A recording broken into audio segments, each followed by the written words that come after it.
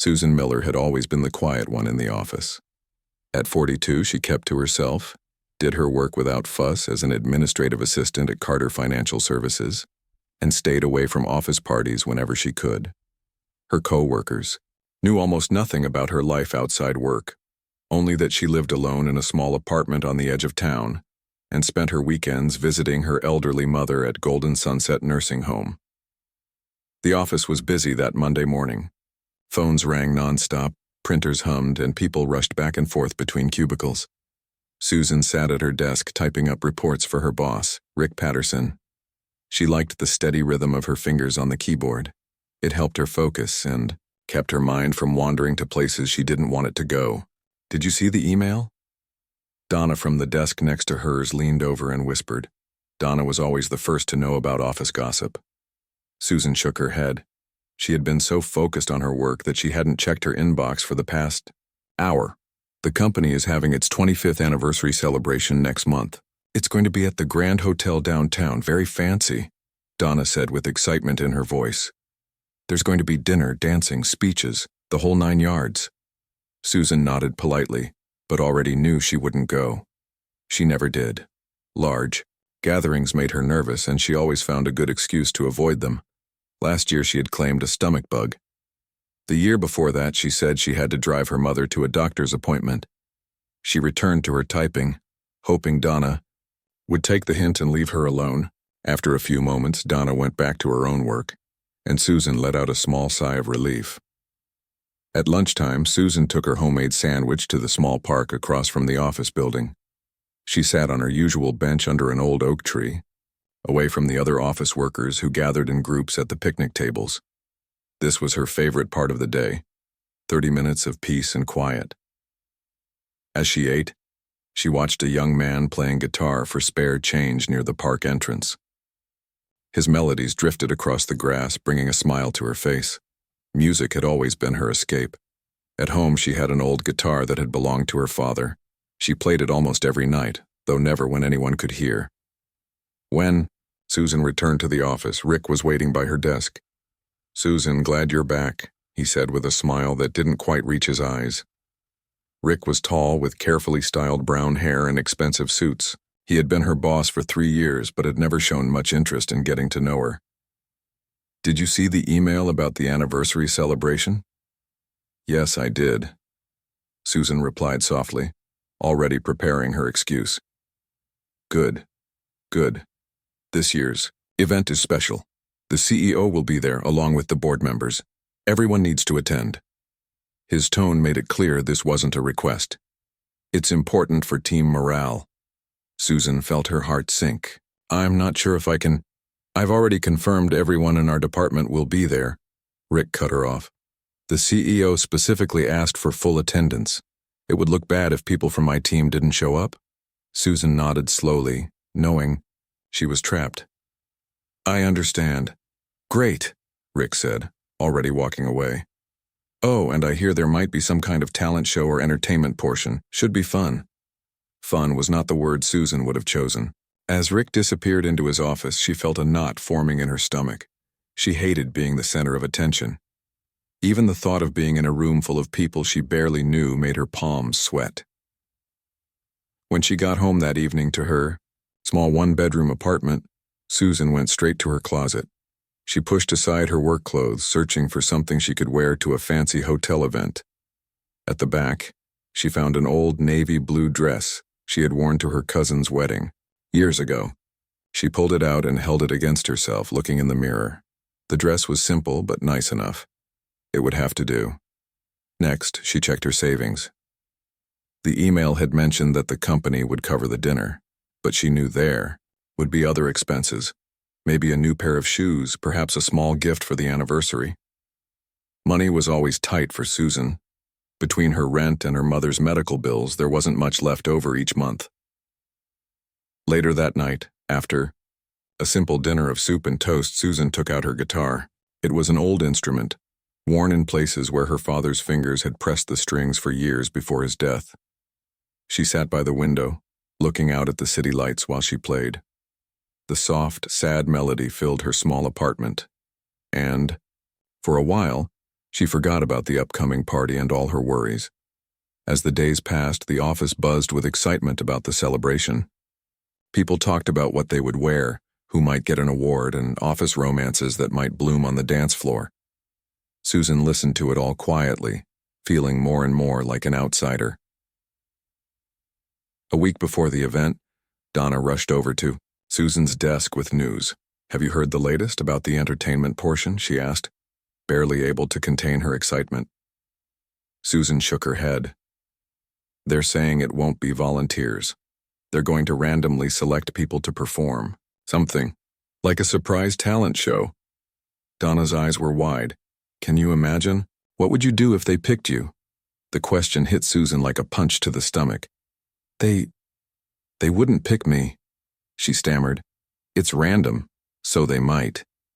"I'm practicing my poem just in case," Donna said. "Do you have any hidden talents, Susan?" Susan thought about her guitar, about the songs she had written over the years that no one had ever heard. "No," she lied.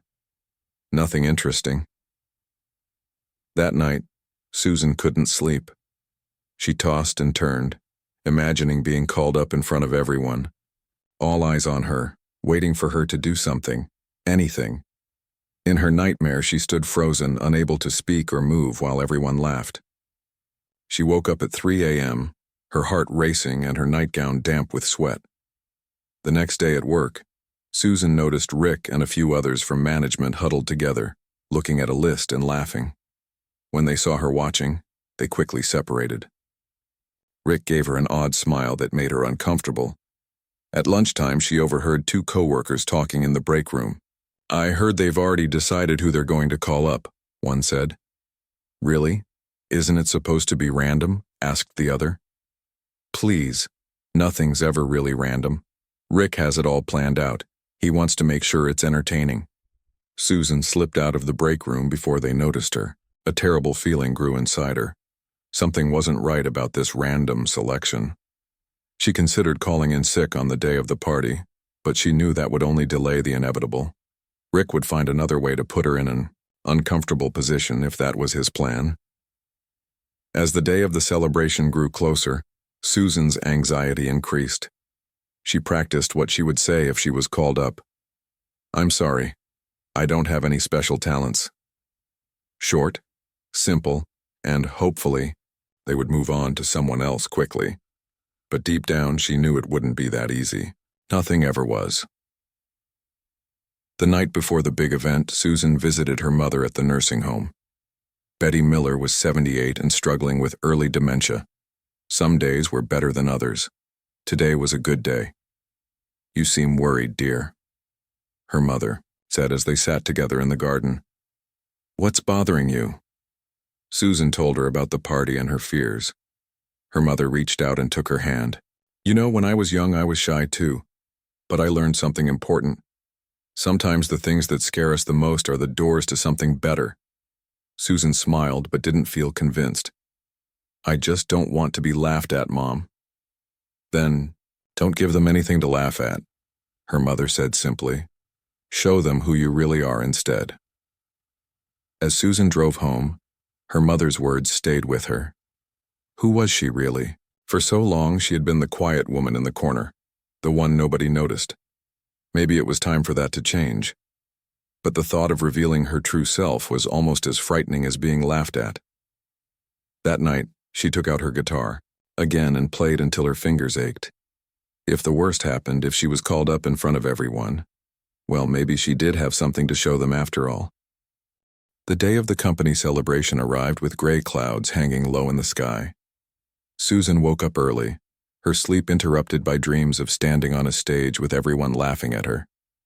She made herself a cup of tea and sat by the window, watching raindrops race down the glass. The weather matched her mood perfectly. Her navy blue dress hung on the closet door. She had ironed it twice, wanting to look her best even though she dreaded the event. Next to it were the shoes she had bought on sale last weekend, simple black heels that hurt her feet a little but looked nice.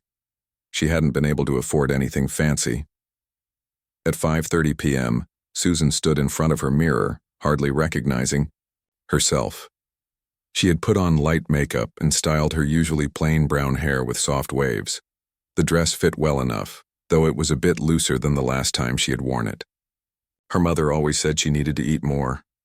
"You can do this," she whispered to her reflection. "Just a few hours, and then it will be over." Susan drove slowly to the Grand Hotel, arriving exactly at 6 p.m. when the invitation said the event would begin.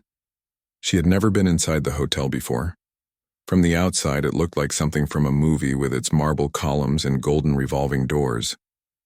She parked her old car in the back of the lot, hoping no one would notice it among the newer, shinier vehicles. Inside, the hotel lobby was even more impressive. Crystal chandeliers hung from high ceilings, and the floor was so shiny Susan could almost see her reflection in it.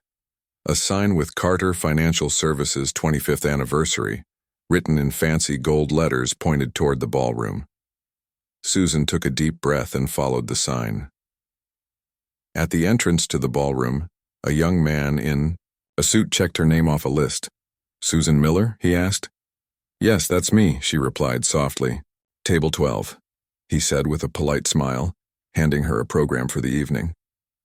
The ballroom was already half full. Round tables covered with white tablecloths filled the space, each with a centerpiece of blue and silver flowers. At the front was a stage with a podium and what looked like a small area set up for performances. Susan's heart sank when she spotted the instruments off to one side: a keyboard, a microphone stand, and a guitar. She found table 12 near the back of the room and was relieved to see Donna already sitting there. At least she knew one person. "Susan, you look lovely," Donna said, seeming genuinely surprised. "I've never seen you all dressed up before." "Thank you," Susan said, taking a seat. "You look nice too." More people joined their table. 2 men, from accounting whom Susan recognized but had never spoken to, and a young woman from the marketing department. They all chatted easily while Susan sat quietly, sipping her water and watching the room fill up. Rick Patterson arrived with a group of managers, all laughing loudly. He wore an expensive-looking suit and moved through the room confidently, stopping to shake hands and pat backs. When he spotted Susan, he smiled in a way that made her stomach tighten with anxiety. At 6:30 p.m., the CEO of the company, Harold Johnson, took the stage. He was a tall man with silver hair and a deep voice that commanded attention. "Welcome, everyone, to the 25th anniversary celebration of Carter Financial Services," he said into the microphone. The room erupted in applause. "Tonight is about celebrating our past, enjoying our present, and looking forward to our future. And most importantly, it's about the people who make this company great, all of you." More applause followed. Susan clapped politely, wishing she could disappear into her chair. "We have a wonderful evening planned," Harold continued. "First, dinner will be served. Then we'll have some speeches and awards. And to make tonight truly memorable, we've arranged for some special entertainment." He paused, looking around the room with a smile. "We've selected a few of you to share your talents with us tonight. Our HR department did some research and discovered that we have some very talented people hiding among us. When your name is called, you'll come up here and show us what you can do. Don't worry, we've done our homework, so we know what you're capable of." Whispers and nervous laughter spread through the room. Susan felt the blood drain from her face. This wasn't random at all. They had planned who would perform, and somehow they knew about her guitar. But how? She never talked about it at work. She never played for anyone. Then she remembered the video call with Rick last month when she had worked from home because of a water leak in the office. Her guitar had been visible in the background of her apartment. Rick had even commented on it, asking if she played. She had brushed it off, saying it was just a decoration, a family heirloom. Waiters began serving dinner, chicken with roasted vegetables and mashed potatoes. The food looked delicious, but Susan could barely eat. Her appetite had vanished, replaced by a knot of dread.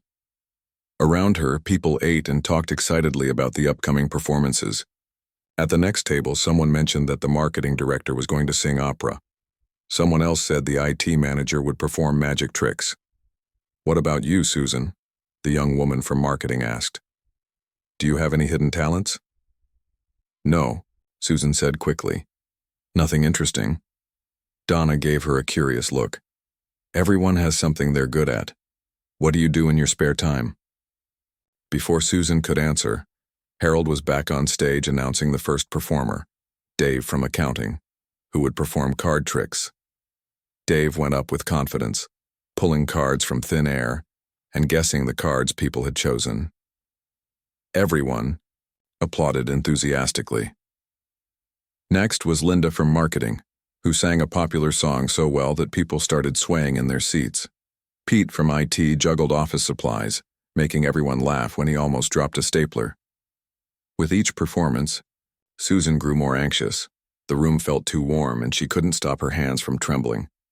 She considered slipping out to the bathroom and not coming back, but she knew she would still have to face everyone at work on Monday. After Pete's juggling act, Harold returned to the microphone with a sly smile.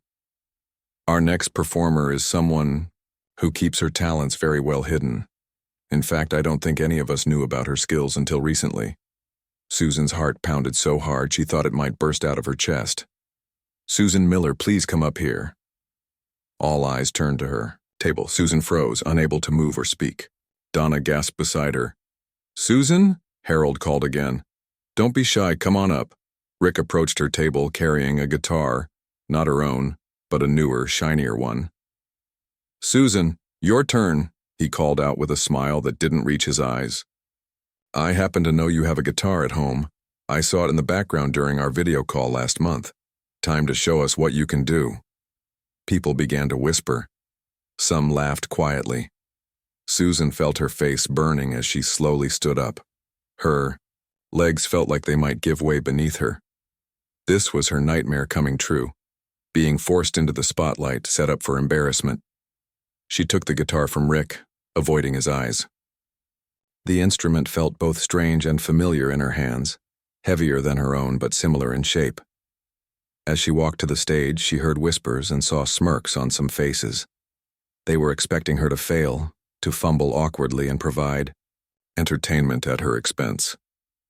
When she reached the stage, Harold handed her the microphone with an encouraging smile that seemed genuine, unlike Rick's. The floor is yours, Susan, he said. Susan stood facing her colleagues, 70 pairs of eyes watching her every move. She could see Rick's smug expression, the executives leaning forward in anticipation, and a few kind faces showing concern. The room waited in silence. Susan's hands trembled as she adjusted the guitar strap over her shoulder. She had never played for anyone before, not even her mother. Music had been her private refuge, her secret companion through the darkest times of her life. Now she had a choice to make. She could put the guitar down, apologize and walk away, confirming what everyone thought about quiet, forgettable Susan Miller. Or she could play and let them see the part of herself she had kept hidden for so long. Susan took a deep breath and positioned her fingers on the fretboard. Whatever happened next would change everything. Susan looked down at the guitar in her hands. The spotlight felt hot on her face. She could hear a few whispers and quiet laughs from the tables in front. Rick stood near the stage with his arms crossed and a smirk on his face. He was waiting for her to fail.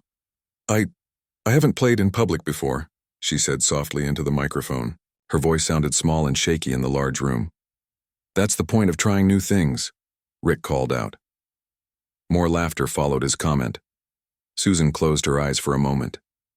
She thought about her small apartment, about the evenings spent playing alone while the world went on outside her window. She thought about her mother's words.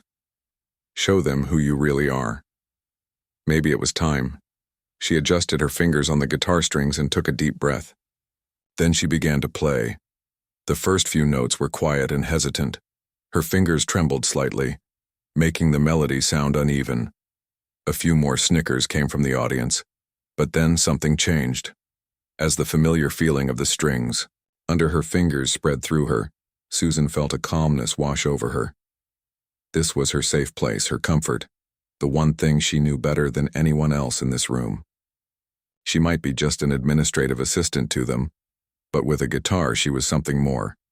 She began playing Hallelujah, a song she had practiced hundreds of times in her apartment. The melody flowed more smoothly now, each note clear and true. And then, surprising even herself, Susan began to sing. Her voice started soft and uncertain, but like her playing, it grew stronger with each note. The voice that came out wasn't the timid whisper her coworkers knew from office meetings. It was rich and deep, filled with emotion that came from years of playing alone during her hardest moments. After her divorce, through her father's long illness and death, during lonely nights when the world felt too much to bear. As she sang, Susan kept her eyes closed, losing herself in the music. She didn't see the change coming over the room. She didn't see the smirks fade from faces, the eyes widen in surprise, the jaws drop in amazement. She didn't see Rick's confident posture wilt as he realized his plan was backfiring. The song told a story of brokenness and beauty, of pain and redemption. Susan put every bit of her hidden self into the words and notes. Her voice filled the ballroom, reaching into every corner, touching everyone who heard it. By the time she reached the final verse, the room was completely silent. No whispers, no clinks of glasses, no shuffling of feet. Everyone sat frozen, caught in the spell of her unexpected talent. As the last note faded away, Susan opened her eyes. For a moment, no one moved. No one made a sound. Susan's heart beat wildly as she waited for the reaction. Had she made a fool of herself after all? Then CEO Harold Johnson stood up. He began to clap, slowly at first, then faster. Tears shone in his eyes. One by one, others joined in until the whole room was on its feet, applauding loudly. Some people wiped away tears. Others looked at Susan as if seeing her for the first time. Susan stood awkwardly on the stage, unsure how to respond. She had never received this kind of attention before.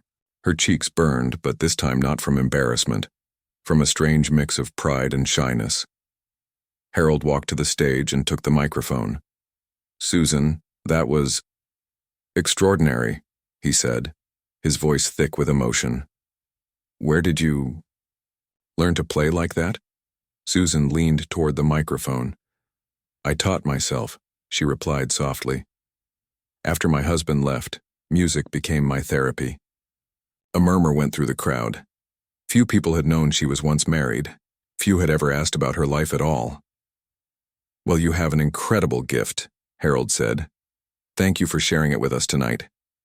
More applause followed as Susan made her way back to her table. People reached out to touch her arm as she passed. Some told her how amazing she was. Others simply looked at her with new respect in their eyes. When she reached her table, Donna hugged her tightly.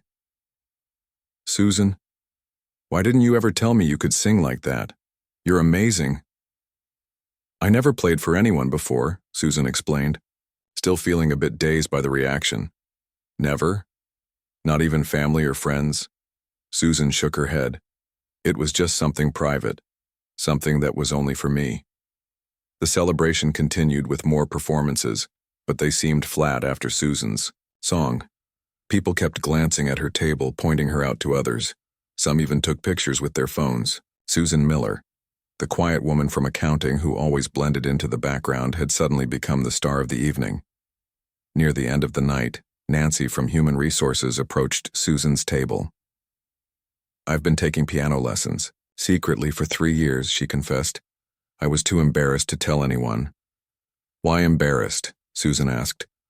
"I don't know. It felt silly to start something new at my age. But hearing you tonight made me feel like maybe it's not too late to get good at it." Gary from the mailroom stopped by next. "I write poetry," he told Susan in a low voice. "Never showed it to anyone, but maybe I should." Throughout the evening, more colleagues approached her with similar confessions.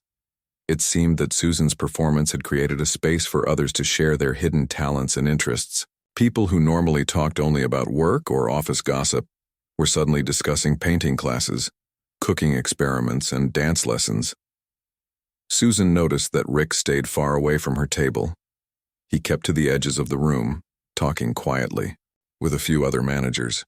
When their eyes met briefly across the ballroom, he quickly looked away.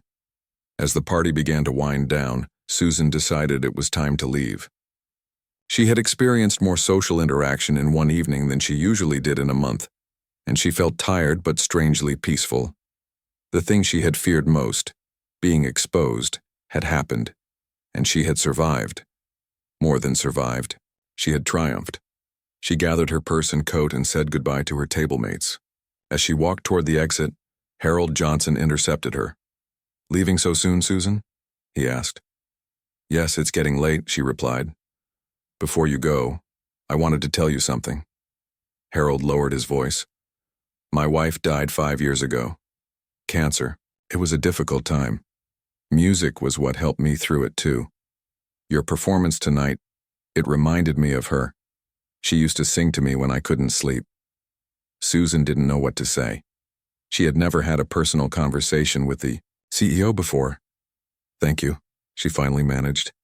"No, thank you," Harold said, "for reminding us that there's more to people than what we see at the office. I think we needed that reminder." As Susan walked through the hotel lobby, she felt different, lighter somehow, as if a weight had been lifted from her shoulders. The secret she had kept for so long was out, and nothing terrible had happened. In fact, something wonderful had happened instead.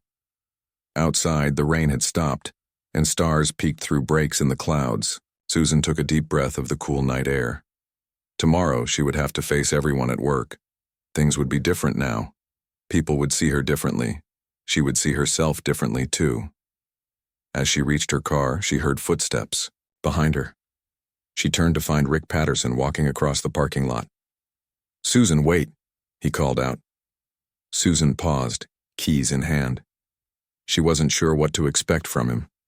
Rick stopped a few feet away, looking uncomfortable. For once, his confident manner was gone. He couldn't meet her eyes. "I'm sorry," he said simply. I didn't know." "Most people don't," Susan replied. "We all have parts of ourselves we keep hidden." Rick nodded slowly. "I was wrong about you. Very wrong." Susan unlocked her car door. "Good night, Rick." As she drove home, Susan realized that tomorrow would be the beginning of something new. She wasn't sure exactly what it would be, but for the first time in years, she felt ready to find out. Monday morning came too quickly. Susan woke up earlier than usual, feeling nervous about going to the office. The weekend had passed in a blur. She had visited her mother on Sunday and told her about the party. Her mother had smiled and said, "I knew you had it in you, dear." Susan spent extra time getting ready for work. She chose a blue blouse instead of her usual white one and even put on a little makeup. As she looked in the mirror, she wondered if people would treat her differently today. Would they still be talking about her performance? Or would everything go back to normal, with everyone forgetting what had happened by Monday? The moment Susan walked into the office, she knew things had changed. Heads turned as she passed, people smiled and waved. Some even stopped what they were doing to greet her. "Good morning, Susan," called Donna from across the room. "Everyone's still talking about your amazing performance." Susan smiled shyly and made her way to her desk. There she found a small vase with fresh flowers and a note that read, "Thank you for the music. Harold Johnson." She had barely sat down when Nancy from HR appeared beside her desk. "Susan, do you have a minute?" Nancy asked. Susan nodded, feeling a bit worried. Had she done something wrong? "I wanted to ask if you'd be interested in playing at our next company event," Nancy said. "We're planning a charity fundraiser next month, and we thought live music would be nice." Susan blinked in surprise. "You want me to play?" "And sing," Nancy added. "Everyone was so moved by your performance. Harold can't stop talking about it. He thinks it would be great for the fundraiser." I don't know," Susan said. The thought of performing again made her stomach flutter. "I've never really played for an audience before Friday night." "Well, think about it," Nancy said. "No pressure, but we'd love to have you." Throughout the morning, more people stopped by Susan's desk. Gary from the mailroom brought her a poem he had written. "You inspired me to share it," he told her. Linda from marketing invited her to lunch.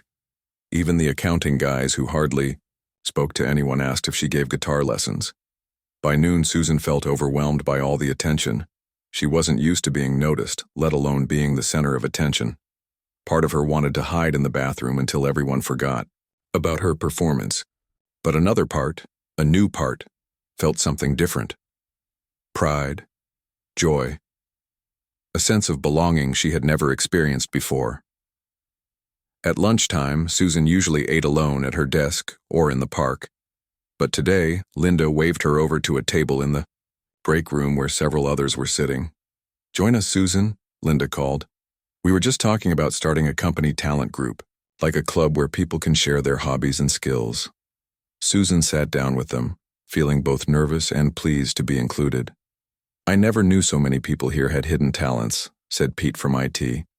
"After you played on Friday, everyone started talking about what they do outside of work. Did you know Donna paints landscapes and Ben in accounting plays the saxophone?" Susan shook her head. She had worked with these people for years but knew almost nothing about their personal lives, just as they had known nothing about hers. "We thought maybe once a month we could get together after work," Linda continued. "Share our music, art, whatever. Nothing fancy, just for fun. What do you think?" "That sounds nice," Susan said softly. "I think a lot of people would enjoy that." "Would you come?" Linda asked. "Maybe play something again?" Susan hesitated, then nodded. "I think I would like that." After lunch, Susan returned to her desk, feeling lighter than she had in years. For so long, she had kept herself separate from her coworkers, believing they wouldn't understand or accept the real her. Now she wondered if they had felt the same way. In the afternoon, Rick Patterson stopped by her desk. He looked uncomfortable, shifting his weight from one foot to the other. "Susan, do you have a minute?" "In my office?" he asked. Susan followed him, wondering what he wanted. His office was large and neat, with awards and certificates covering one wall. "Please sit down," Rick said, gesturing to a chair. He sat behind his desk, then seemed to change his mind and moved to the chair next to hers instead. "I want to apologize again," he began. "What I did at the party was wrong. I thought—" He paused, looking embarrassed. "To be honest, I thought it would be funny to see you stumble through a performance.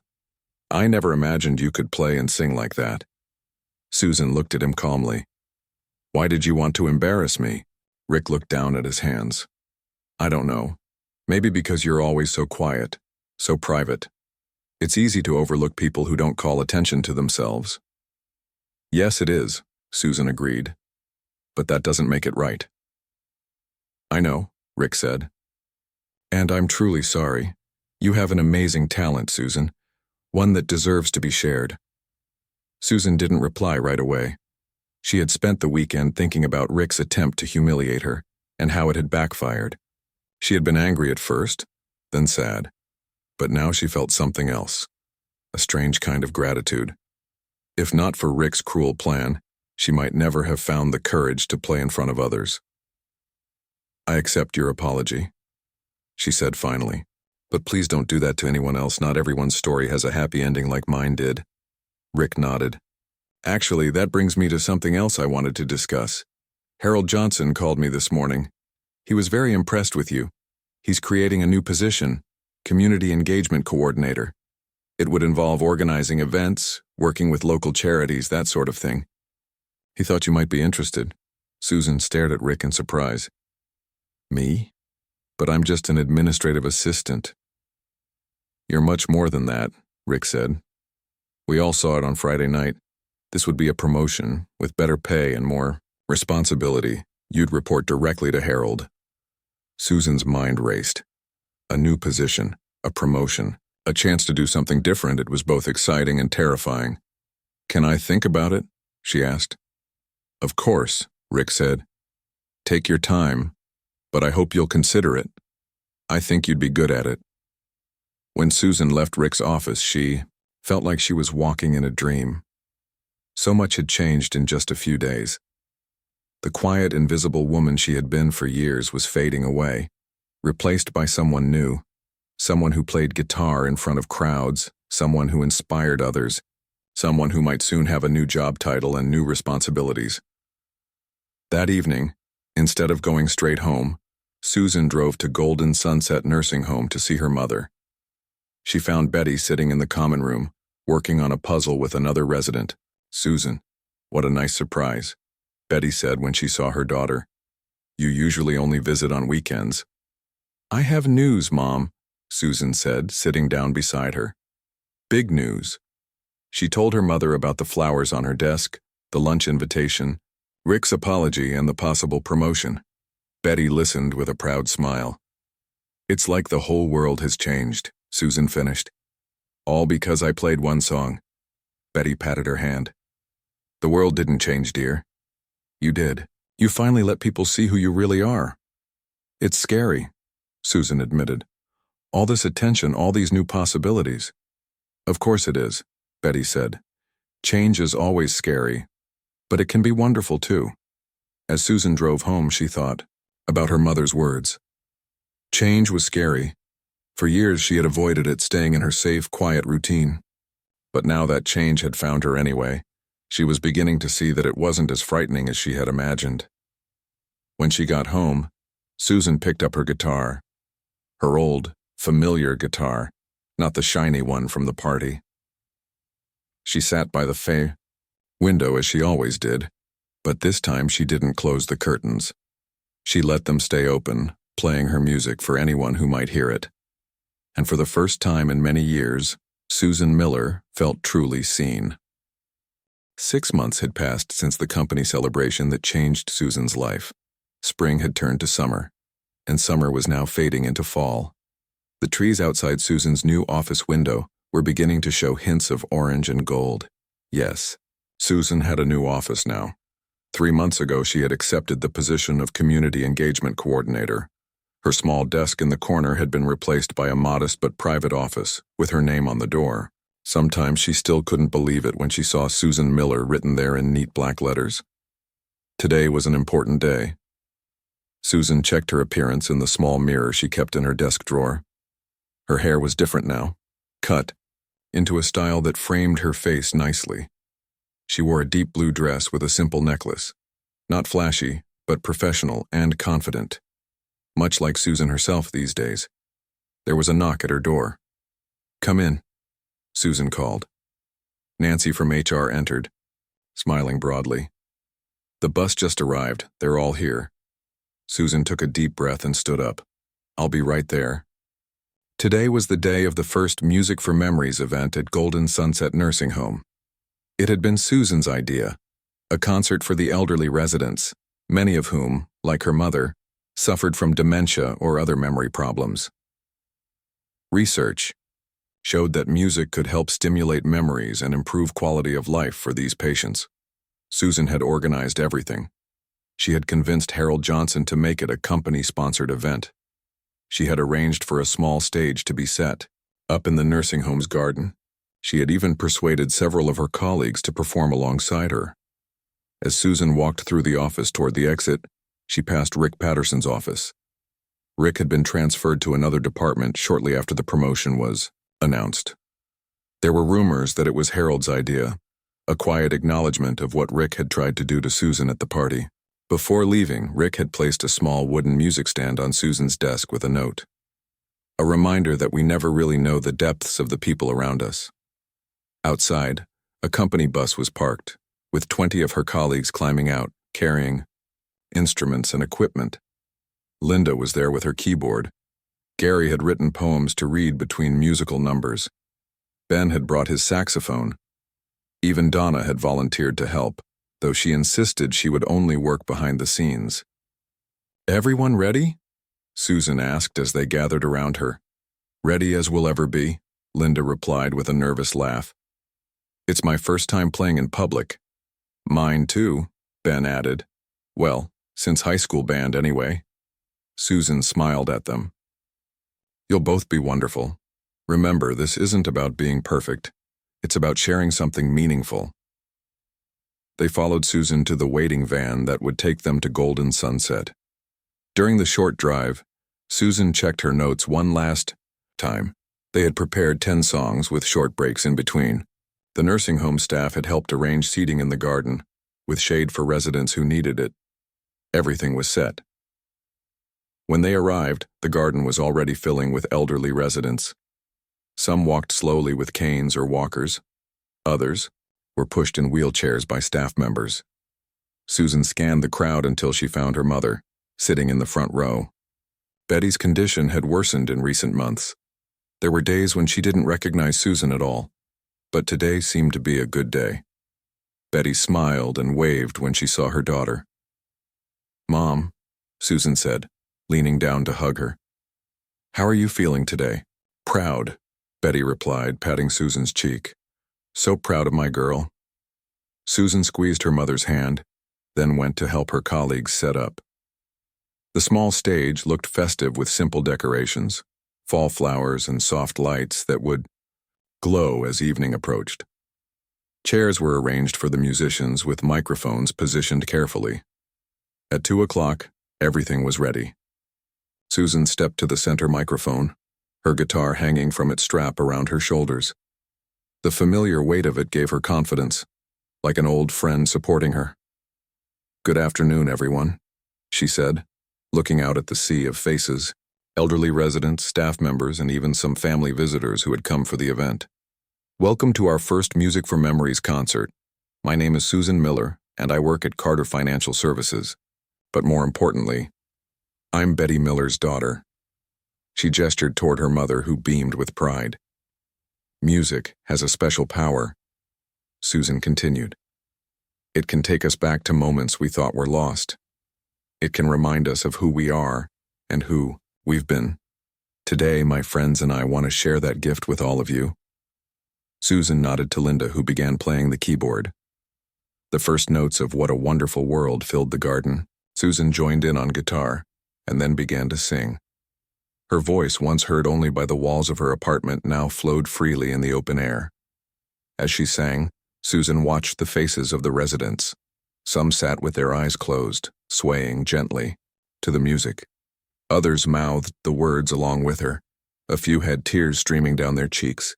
One elderly man, who usually sat motionless in his wheelchair, was tapping his fingers against the armrest.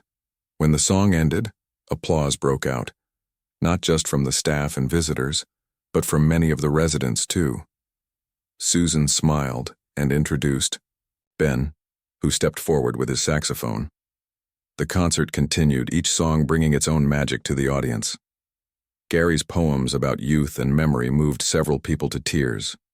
Linda's keyboard playing had improved dramatically since she'd started practicing regularly. Even Donna surprised everyone by joining in for one song, singing harmony with Susan. Halfway through the program, Susan noticed Harold Johnson standing at the back of the garden. He hadn't mentioned he would be coming. He caught her eye and gave her a thumbs up, a gesture so unlike his usual formal manner that Susan almost missed a chord. For the final number, Susan had chosen "Somewhere Over the Rainbow." As she played the opening notes, she looked directly at her mother. Betty's eyes were bright and alert, focused entirely on her daughter.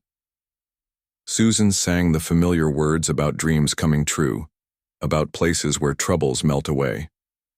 She sang for her mother, for the residents, for her colleagues, and for herself, the woman she had been and the woman she had become. When the final note faded away, there was a moment of complete silence. Then applause erupted, louder than before. Some people stood. Others called out words of thanks and appreciation. Susan took a small bow, then gestured to her colleagues to join her at the front of the stage. "Thank you all for listening," she said into the microphone. "We hope to come back again soon." As they began packing up their instruments, residents and staff came forward to thank them personally. An elderly woman gripped Susan's hand and said, "Your voice reminds me of my sister. I haven't thought of her in years." A nurse told Susan that one resident who hadn't spoken in months had been singing along softly to the music. "It's like you woke something up inside him," she said. Harold Johnson made his way through the crowd to Susan. "This was remarkable," he said. "Truly remarkable. I think we should make it a monthly event. What do you say?" "I'd like that very much," Susan replied. After everyone had left and the garden was quiet again, Susan sat down beside her mother. Betty looked tired but happy. You were wonderful, dear, she said, patting Susan's hand. Thank you, Mom. For everything. If you hadn't encouraged me that night before the party, I might never have played. Betty looked at her with a slightly confused expression. What party, dear? Susan smiled gently. Her mother's memory was slipping away bit by bit. But it didn't matter. The love remained, even when the details faded. Just a work thing, Susan said. It turned out better than I expected. As they sat together watching the sunset paint the sky in shades of pink and gold, Susan thought about the strange path her life had taken. 6 months ago, she had been forced to play guitar for embarrassment. Now she played from choice, from joy, from a desire to share something precious with others. The simple woman who had hidden in shadows now stood confidently in the light. The quiet voice that no one had heard now brought comfort and happiness to many. The lonely soul who had kept herself apart now connected people through the universal language of music. Susan Miller had been forced to play guitar, but the music had been inside her all along, waiting for the courage to let it out.